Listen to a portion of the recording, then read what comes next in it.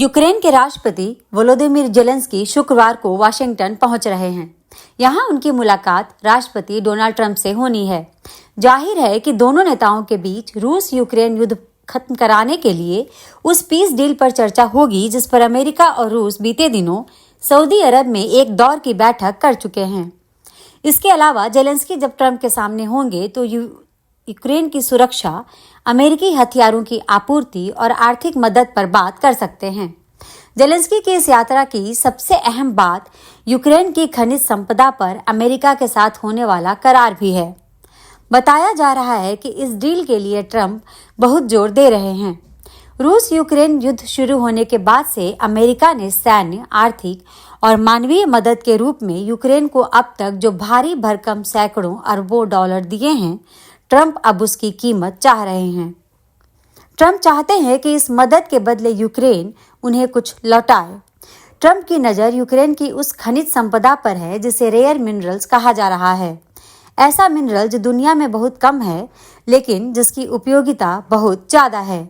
ये मिनरल्स ऐसे हैं जिनका इस्तेमाल हवाई जहाज, power station, electronic batteries, nuclear हथियार, टरबाइन और रिएक्टर बनाने में होता है। यानी ये खनिज संपदाएं बहुत कीमती हैं लेकिन दुनिया में इनकी मात्रा बहुत कम है। दुनिया में कुछ ही चुनिंदा देश हैं जिनके पास ये मिनरल्स हैं और यूक्रेन भी उनमें से एक है। ट्रंप की नज़र यूक्रेन के इसी बेशकीमती खजाने पर है।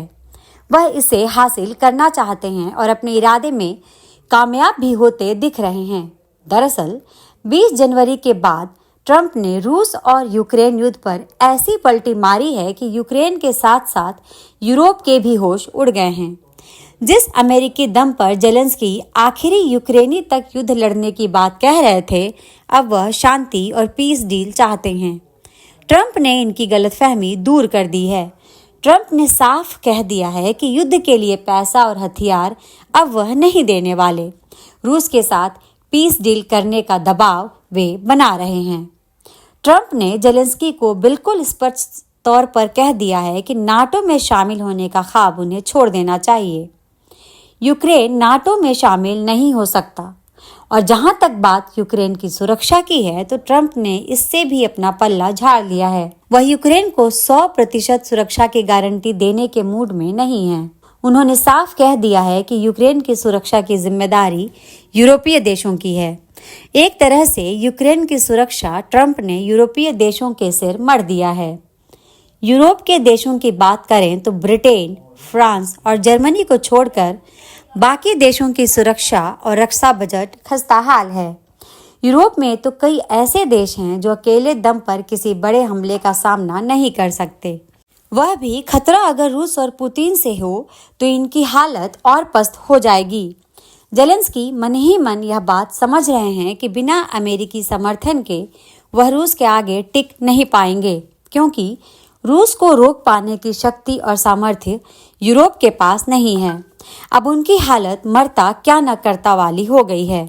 एक तरफ रूस उन पर चढ़ता आ रहा है, रोज कुछ न कुछ उनकी जमीन अपने कब्जे में ले रहा है। युद्ध शुरू होने के बाद करीब 11% और क्रीमिया के हिस्से को भी जोड़ लिया जाए तो यूक्रेन का लगभग 18% हिस्सा रूस के अधीन चला गया है। इन इलाकों में रूसी फौज मजबूती से अपनी पकड़ बनाए हुए है। यानी यूक्रेन का जो हिस्सा रूस ने पकड़ लिया है वह उसे छोड़ने वाला नहीं है। रूस के जिस खुश्क इलाके में यूक्रेन की फौज चढ़ दौड़ी थी, वहां भी पलटवार करते हुए रूस ने बड़े भूभाग को अपने नियंत्रण में ले लिया है। रूस आक्रामक है और ड्रोन मिसाइलों से आए दिन यूक्रेन को नुकसान पहुंचा रहा है। यानी जेलेंस्की को दोनों तरफ से मार पड़ रही है और इस मार से ट्रंप ही बचा सकते हैं। ट्रंप भी बड़े खिलाड़ी हैं। वह भी अपना यानी अमेरिका का फायदा देख रहे हैं। फंडिंग रोककर उन्होंने ऐसा पेंच कस दिया कि जेलेंस्की छटपटाने लगे हैं। एक तरह से जेलेंस्की के पास ट्रंप की बात मानने के अलावा कोई और चारा नहीं है। न चाहते हुए भी उन्हें ट्रंप की शर्तों पर पीस और मिनरल डील करनी पड़ सकती है। ये दोनों चीजें अगर हो जाती हैं तो ट्रंप के दोनों हाथों में लड्डू होंगे।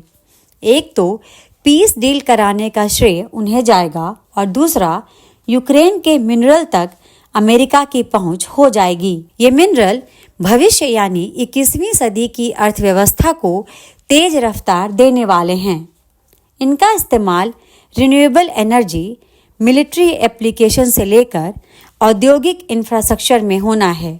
यानी ये मिनरल आने वाले समय में जियोपॉलिटिक्स और जियो इकोनॉमिक्स दोनों में बहुत बड़ी भूमिका निभाने वाले हैं। सवाल ये भी है कि आखिर अमेरिका यूक्रेन के इन मिनरलों को क्यों चाहता है? तो इसका जवाब है चीन। जियोलॉजिकल इन्वेस्टमेंट ग्रुप के मुताबिक दुनिया भर में जितने भी रेयर मिनरल्स हैं उनमें से 75% पर नियंत्रण चीन का है। यानी इस दुर्लभ खनिज संपदा पर चीन का एक तरह से एकाधिकार है।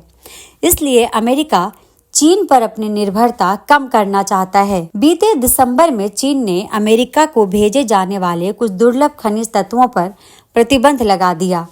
वर्ल्ड इकोनॉमिक फोरम के मुताबिक यूक्रेन में इन खनिज पदार्थों और तत्वों की भरमार है। यूक्रेन के पास 116 प्रकार के करीब 20,000 मिनरल भंडार हैं। यही नहीं, दुनिया भर में जितने भी महत्वपूर्ण खनिज तत्व माने जाते हैं उनका 5% हिस्सा केवल यूक्रेन के पास है। Graphite, titanium, lithium, beryllium, uranium, copper, lead, zinc, silver, निकल, कोबाल्ट, मैग्नीज, ये सभी खनिज तत्व इस देश में बिखरे पड़े हैं। इतना सब कुछ होने के बावजूद यूक्रेन इन्हें निकाल पाने की स्थिति में नहीं है। रूस के साथ युद्ध शुरू होने के बाद वह केवल 15% इनका दोहन कर पा रहा है। लिथियम, जिसका इस्तेमाल बैटरी बनाने में होता है, निवेश नहीं होने से उसका उत्खनन नहीं हो पा रहा। इसी तरह से अन्य खनिज पदार्थों का भी खनन नहीं हो पाया है। दूसरा, इन्हें जमीन से निकालना और इन्हें परिष्कृत करना काफी जटिल और महंगा है। यूक्रेन के पास न तो इस तरह की जटिल तकनीक और न ही निवेश के लिए इतना पैसा है। अमेरिका के पास दोनों है। एक्सपर्ट मानते हैं कि अमेरिका निवेश यदि यूक्रेन में आता है तो इससे दोनों देशों को फायदा होगा।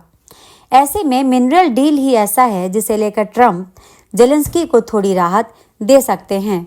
यह राहत किन किन रूपों में मिलेगी, यह देखने वाली बात होगी।